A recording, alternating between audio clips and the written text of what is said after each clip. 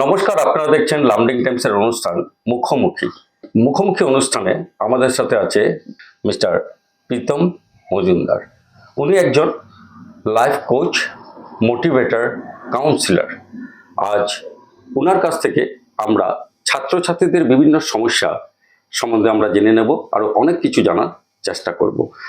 নমস্কার প্রীতম দা, welcome to Lumding Times. তো প্রথমে আপনি আপনার সম্বন্ধে একটু বলুন আমাদের দর্শকদেরকে। আমি Pritam Majumdar, life coach, counsellor cum NLP expert. আজ 2014 থেকে আমি নর্থ ইস্টে এবং ইন্ডিয়ার বিভিন্ন জায়গায়, বিভিন্ন সিটিতে আমি এনএলপির উপর স্পেশালি কাজ করছি।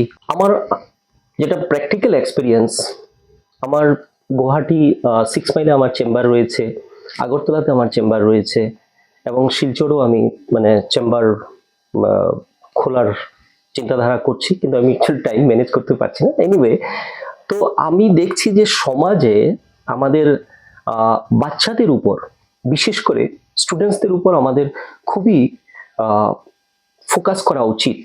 বাচ্চাদের উপর বিশেষ কিছু প্রোগ্রাম আমি ডিজাইন করেছি এবং আমার প্রোগ্রামে আমি বাচ্চাদেরকে ওদের যেটা লাইফের পারপাস, গোল এবং ওদের কেরিয়ার নিয়ে ওরা যে সমস্ত প্ল্যানিং থাকে সেগুলির কিভাবে ওরা প্র্যাকটিক্যালি অ্যাচিভ করতে পারবে, তার জন্য আমি অনেক চেষ্টা করছি আমার বিভিন্ন প্রোগ্রামের মাধ্যমে। তো সেম প্রোগ্রাম আপনাদের লামডিংয়েও আমি চাইছি একটা প্রোগ্রাম করব। বাচ্চাদের যেটা এইম বা গোল, সেটার উপর আমি মাইন্ডসেট তৈরি করার চেষ্টা করছি। তো এখন বর্তমান সমাজে দেখা যায় যে, দেখুন আজকাল সমাজে বাচ্চারা মোবাইল এডিক্ট হয়ে গেছে। আজকাল বাচ্চারা এমনকি মোবাইল ছাড়া ভাতও খেতে চায় না, খাওয়াও খেতে চায় না। আজকাল প্রত্যেকটা বাড়িতে দেখা যায় বাচ্চাদের মোবাইল ছাড়া ওরা আর কিছুই চেনে না। আগে যেমন ছোটবেলা খেলাধুলা করতো, এখন বাচ্চারা মোবাইল দিয়ে খেলাধুলা করছে যা হচ্ছে। তো এটা একটা জ্বলন্ত সমস্যা বলা যেতে পারে বর্তমান সমাজে আর কি। তো এই ব্যাপারটাকে আপনি কিভাবে দেখছেন? অ্যাকচুয়ালি দেখুন, এটা সমস্যা বাচ্চাদের নয়। আমি যদি বলি, সমস্যা হচ্ছে আমাদের সোসাইটি, আমাদের প্যারেন্ট। আমরা এত বেশি বিজি হয়ে গেছি যে বাচ্চাদেরকে আমরা প্রপারলি কোয়ালিটি টাইম দিতে পারছি না। তার জন্য আমরা শর্টকাট প্রসেস লাইক মোবাইল বা টিভি দেখিয়ে বাচ্চাদেরকে খাওয়ানোর চেষ্টা করছি। বাচ্চাদেরকে পড়াশোনার জন্য বিভিন্ন যেগুলো জিনিস বলা উচিত নয় সেরকম শব্দ, সেরকম ওদেরকে গিফট দেওয়ার প্রমিস করছি। তো এগুলিতে কি হচ্ছে, আলটিমেটলি বাচ্চাদের যেটা সেলফ কনফিডেন্স, সেলফ এস্টিম এবং বাচ্চারা ওদের যেটা এবিলিটি, সেটার উপর ওরা কনফিউজ হয়ে যাচ্ছে। তাছাড়া আজকে ভালো ভালো স্কুলগুলো যেভাবে বাচ্চাদের উপর বার্ডেন দিচ্ছে, একাডেমিক যে সিলেবাস রেখেছে সেটা অনেকটাই বার্ডেন ওদের জন্য। সঙ্গে প্রত্যেকটা স্কুল এবং টিচার এবং প্যারেন্টস ওরা সব সময় একটা বিশাল এক্সপেকটেশন নিয়ে বাচ্চাদেরকে প্রেশারাইজ করছে। এতে বাচ্চাদের অ্যাকচুয়ালি যেটা ন্যাচারাল গ্রোথ, সেটা মানসিক হোক বা ওর হেলথি হোক, আলটিমেটলি ন্যাচারাল গ্রোথটা বন্ধ হয়ে যাচ্ছে। ওরা আর্টিফিশিয়ালি ওদের লাইফটাকে লিড করছে। আর তার জন্য প্রত্যেকটা বাচ্চার মধ্যে আজকের ডেটে প্রত্যেকটা বাচ্চা ফিল করছে যে স্টাডি মানেই হচ্ছে একটা বার্ডেন। কারেক্ট, এই জিনিসটা হ্যাঁ, ম্যাক্সিমাম বাচ্চাদের এটা দেখা গেছে, স্টাডি মানে একটা বার্ডেন। দেখবেন বাচ্চাদের সবকিছুতেই মনোযোগ আছে, কনসেন্ট্রেশন আছে, বা ওরা সবকিছু নিয়ে এনজয় করে, কিন্তু এক্সেপ্ট স্টাডি। কারেক্ট, একদম রাইট কথা বলছেন আপনি।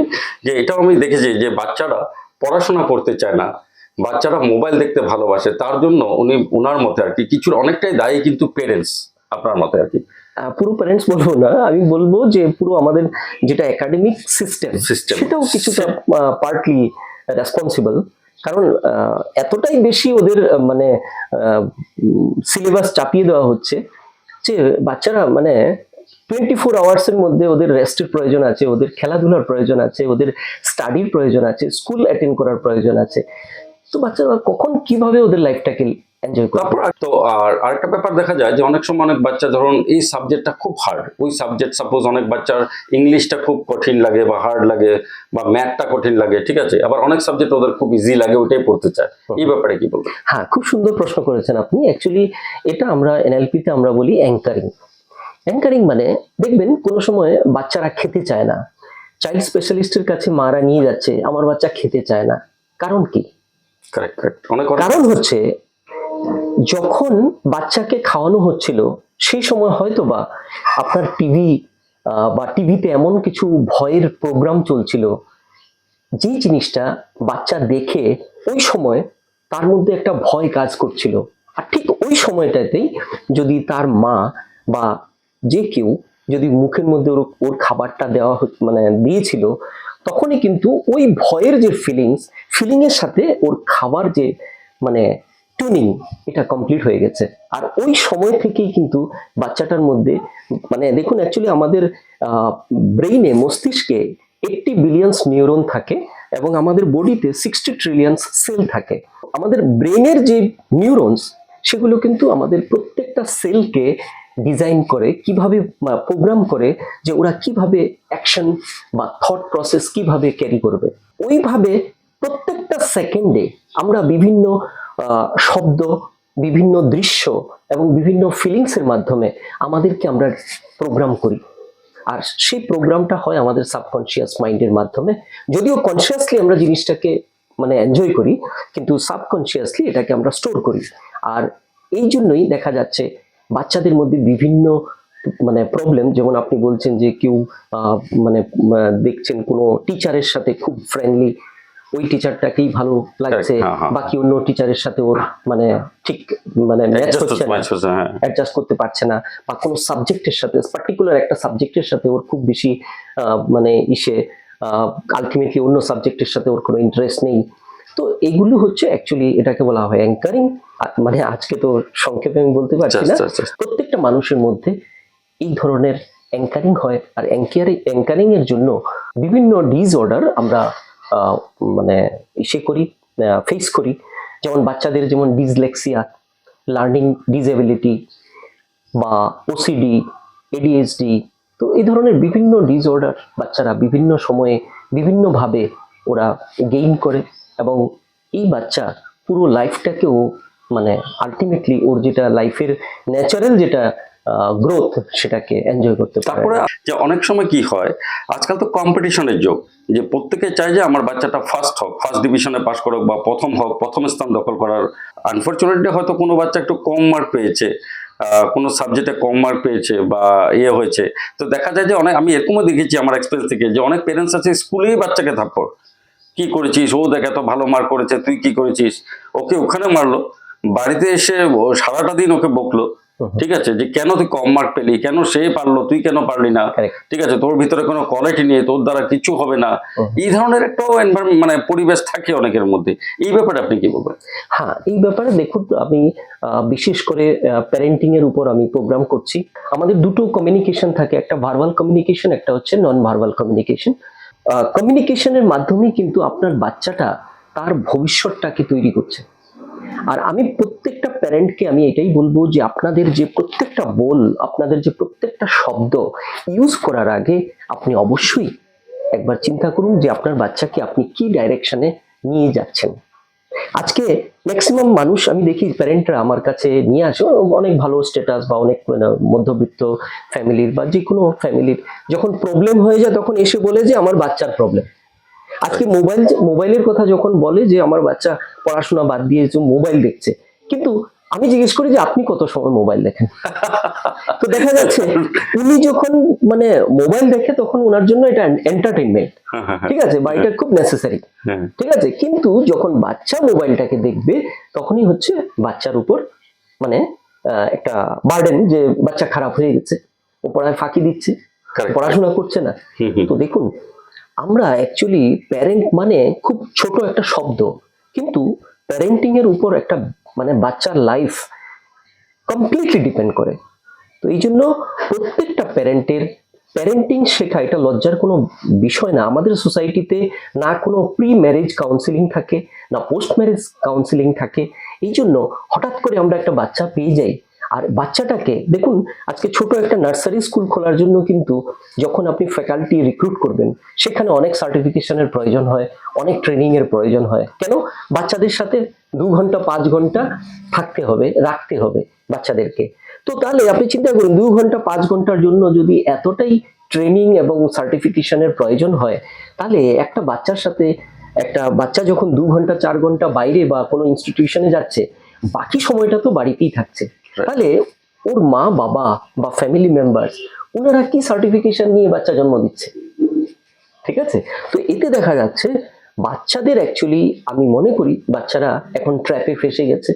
ঠিক আছে, System মা এ ফেসে বাবারা গেছে। সিস্টেমে ফেসে System এ গেছে। ফেসে গেছে। মা বাবার স্ট্যাটাস সিম্বল হচ্ছে কম্পারেটিভ স্টাডি, যে অমুকের ছেলে এটা করছে তুমি Right. কি করছো। আর আমাদের সোসাইটিতে কিছু ব্র্যান্ডেড মানে প্রফেশন রয়েছে, যেমন doctor, engineer, professor, IAS, IPS, এগুলো মানেই মানে বাচ্চার মানে ব্রাইট ফিউচার। আর এই প্রফেশন গুলো ছাড়া আর কিছু জানি আর না, কিছুই নেই। কিছুই জানা না বা কিছু নেই মানে আমরা জানি না। জানি না। অ্যাকচুয়ালি এই কথাটা উনি খুব মূল্যবান কথা বলেছে। আর আমি আবার বলছি যে আমাদের জন্য একটা সুখবর, উনি খুব রিসেন্টলি ইতিমধ্যে লামডিং এ একটা সেমিনার করতে চলছে।